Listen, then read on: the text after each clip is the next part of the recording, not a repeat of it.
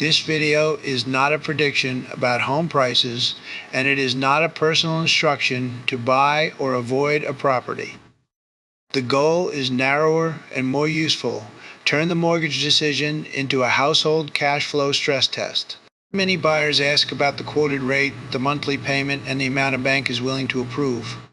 Those numbers matter, but they are only the front door. The real question is whether the household can still breathe after the down payment, after closing costs, after repairs, after an income shock, after a rate reset, and after money that could have stayed liquid becomes trapped inside the home. The first pressure line is entry cash.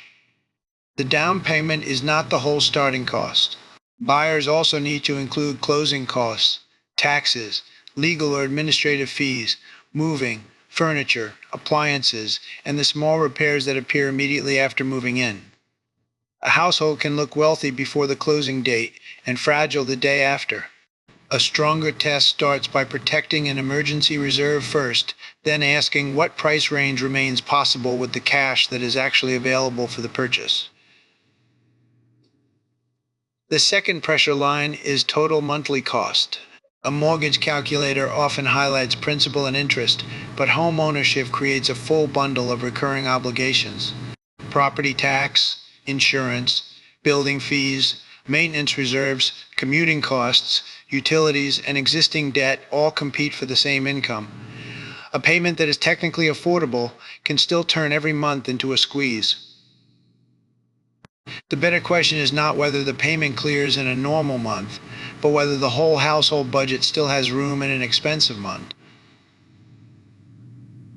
The third pressure line is the emergency fund after purchase. A common mistake is to measure safety before buying, when the savings account is still full.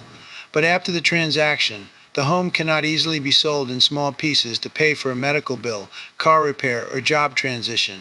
Liquidity matters. The stress test should ask how many months of essential expenses remain after the home is bought, and whether the repair reserve is separate from the ordinary emergency fund. The fourth pressure line is income interruption. Dual-income families often use 2 full paychecks to justify the payment. Self-employed buyers may use a strong season as the baseline, but housing stress usually arrives when income drops while fixed expenses stay. Test the mortgage against a 3-month or 6-month interruption, a delayed bonus, a client slowdown, parental leave, or a job search. The danger is not always immediate default. Sometimes the danger is slowly draining every other part of the plan. The fifth pressure line is ownership cost. A home is not a static asset on a spreadsheet. It ages. Roofs, pipes, heating, air conditioning, appliances, water damage, assessments, and renovation surprises all belong in the cost of ownership. If repairs are treated as rare emergencies instead of predictable long-term costs, the budget will look better than reality. A more honest mortgage plan sets aside money every month for the physical system that keeps the home usable. The sixth pressure line is rate and refinancing risk. A fixed rate reduces one type of uncertainty, while an adjustable rate shifts more risk to the future. Refinancing can help, but it is an option, not a promise. Credit conditions, employment status, fees, appraisal values, and market rates all matter when the future arrives. Before buying, rerun the payment under a more conservative interest rate scenario and ask whether the household still has choices instead of hoping the market will rescue the plan. The seventh pressure line is liquidity and opportunity cost. Money placed into a home may buy stability, but it may also reduce retirement contributions, career flexibility, relocation options, education savings, or the ability to invest during market downturns. This does not mean home ownership is bad. It means the decision is a trade-off between shelter, stability, leverage, liquidity, and life options. A good mortgage is not the maximum loan approved by a bank. It is the loan that leaves the household resilient. The first pressure line is entry cash. The down payment is not the whole starting cost. Buyers also need to include closing costs, taxes, legal or administrative fees, moving, furniture, appliances, and the small repairs that appear immediately after moving in. A household can look wealthy before the closing date and fragile the day after. A stronger test starts by protecting an emergency reserve first, then asking what price range remains possible with the cash that is actually available for the purchase. The second pressure line is total monthly cost. A mortgage calculator often highlights principal and interest, but home ownership creates a full bundle of recurring obligations. Property tax, insurance, building fees, maintenance reserves, commuting costs, utilities, and existing debt all compete for the same income. A payment that is technically affordable can still turn every month into a squeeze. The better question is not whether the payment clears in a normal month, but whether the whole household budget still has room in an expensive month. The third pressure line is the emergency fund after purchase. A common mistake is to measure safety before buying, when the savings account is still full. But after the transaction, the home cannot easily be sold in small pieces to pay for a medical bill, car repair, or job transition. Liquidity matters. The stress test should ask how many months of essential expenses remain after the home is bought, and whether the repair reserve is separate from the ordinary emergency fund. The fourth pressure line is income interruption. Dual income families often use 2 full paychecks to justify the payment. Self-employed buyers may use a strong season as the baseline, but housing stress usually arrives when income drops while fixed expenses stay. Test the mortgage against a 3-month or 6-month interruption, a delayed bonus, a client slowdown, parental leave, or a job search. The danger is not always immediate default. Sometimes, the danger is slowly draining every other part of the plan. The fifth pressure line is ownership cost.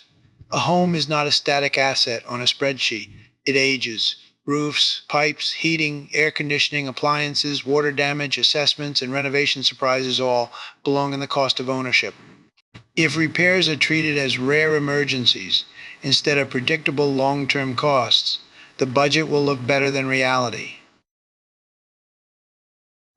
A more honest mortgage plan sets aside money every month for the physical system that keeps the home usable.